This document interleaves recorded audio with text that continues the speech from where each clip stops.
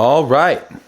What's up, everybody? My name is Garrett Thorne. I'm an independent artist based out of Nashville, Tennessee, making music, writing songs, singing songs, and playing shows out in the world, trying to just get my music out there. So I'm doing a series of videos here to try and just extend a hand to people who are listening and people who care to listen and just want to dive a little bit further into the songs that I've made. So yeah, that's what this is. I'm hoping to talk a little bit about myself, talk a little bit about the music that I've made, and to, connect with anybody out there who cares to listen. So starting with me, in case you have never seen anything else, I'm an independent artist here in Nashville, like I said. I've been here about 9 years, and I put my debut album Apollo, out this past fall. Has 9 songs on it, and I'm in the studio currently making more songs, and just really passionate about recording, songwriting, and all of those disciplines that kind of come along with this entire venture. So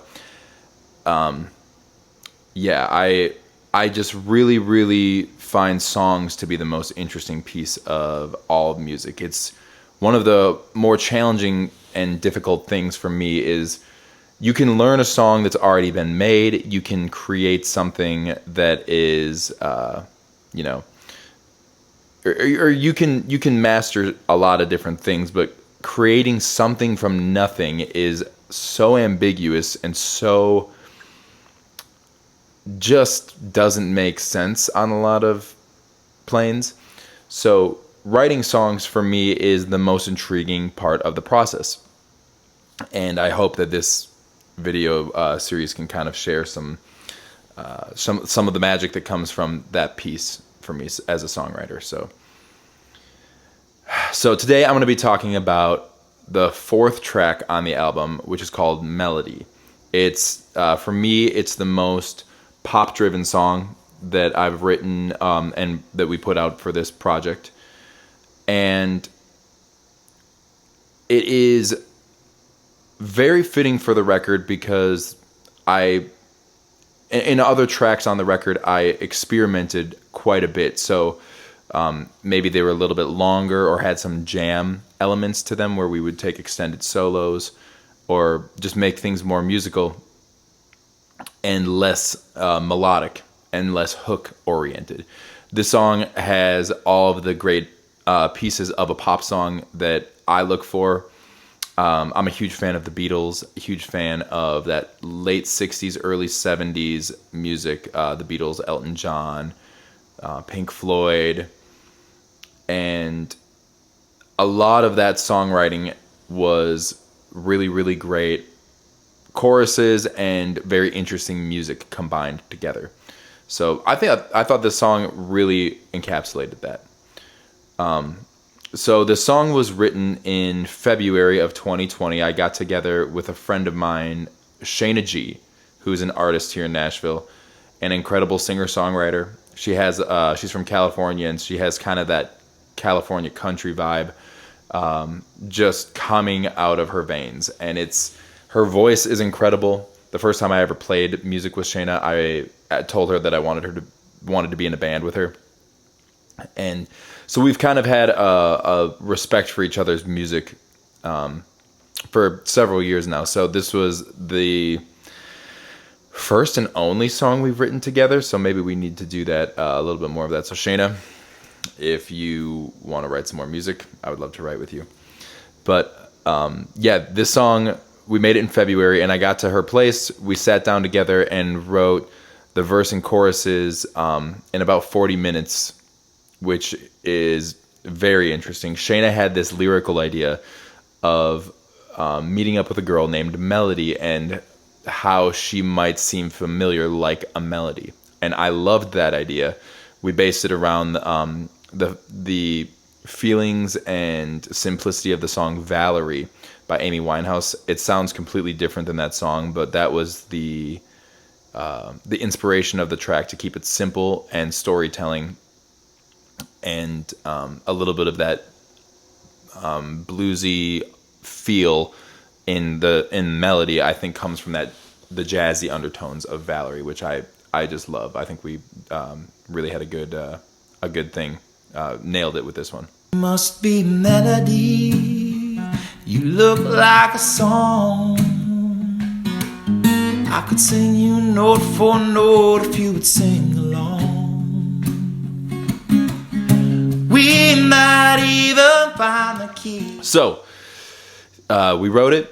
The track is super simple, and it's which is hard to do. It's hard to make something simple and interesting, but the chorus and the verse has the same chord progression the whole time.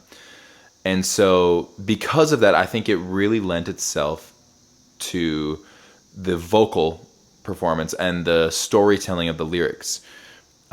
It tells a simple story it tells actually a very interesting story of somebody seeing a girl across the bar and wanting to impress her, trying to strike up a conversation.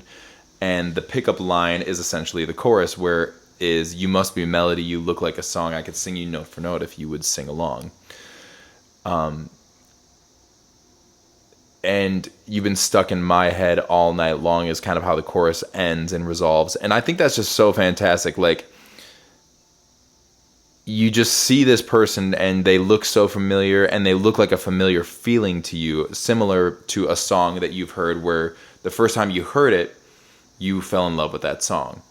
So I'd never heard of a song that had taken this type of an approach to storytelling, but I loved it. One interesting part about this song in particular is that Shayna and I finished the writing session that day without writing a bridge for the song.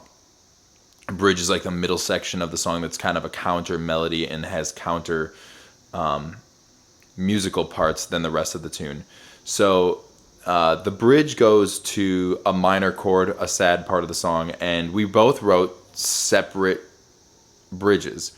And I'm obviously a fan of mine. I recorded my bridge, but we both kind of decided to keep our own bridges. So when we each perform the song out, the song is actually different.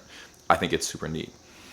My bridge is, it has the lyrics, "What's a walk in Central Park if I don't have a song to hum along to in my head? And ever since I caught a glimpse of you across the room, I've been singing. You must be melody." And I thought it just tied everything together so well and really had just an awesome songwriting moment for me. Like it felt like I had given myself a gold star from a songwriting perspective. So very cool. Once the song was written and I played it out in several different lineups and with different people through from 2020 until 2022 when we started recording the songs for Apollo.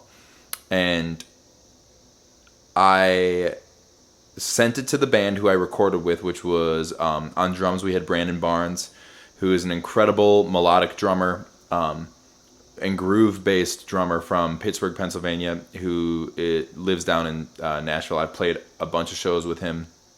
Clark Singleton on the bass guitar, who is an absolute beast on his instrument and one of my personal heroes on the bass, out of anybody who's ever played bass, let alone somebody who I happen to be friends with too. So Clark is incredible. Go check him out. Check out all of his work. He's recorded a bunch of music and played bass on tons of tracks out there. So he's fantastic. Electric guitar featured J.R. Redford, who is an artist in his own right. He has a couple solo projects and is a very bluesy and alternative style guitar player who just really nailed the track. He kind of gave it, John Mayer is one of his bigger influences, and Stevie Ray Vaughan, and he gave an awesome bluesy feel to the guitar solo on this track.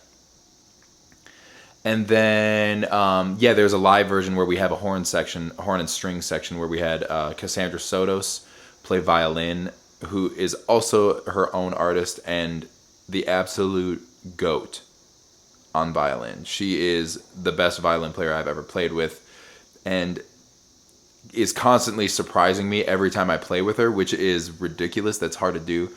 as you just get more and more familiar with somebody. So she is one of the tastiest players, one of the just most interesting violin players I've met. She is so creative with her lines that she comes up with. So check out her music as well. And then Jim Rosborough played saxophone on that version, on the live version too. So they added an awesome classical R&B feel where with counter melody in the second verse of the song. Couldn't help but notice you were sitting all alone. Haven't seen you smile once, so look up from your phone.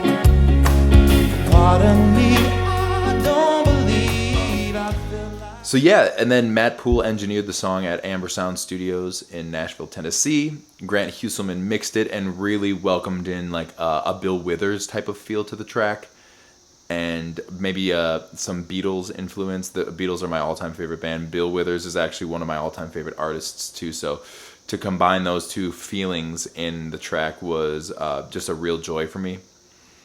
And then it was mastered by Edsel Holden here in Nashville, Tennessee. So it's just interesting to me what the process is of songs that, as you bring them into the world, how many people kind of get to lay their fingerprints on the track and on the song before it's actually heard by people. So they all helped really shape this song and make it what it was.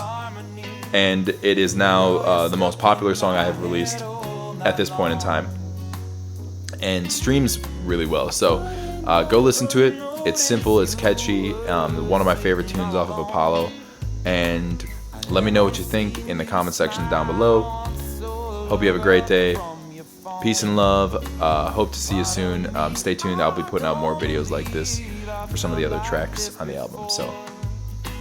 Somehow you've been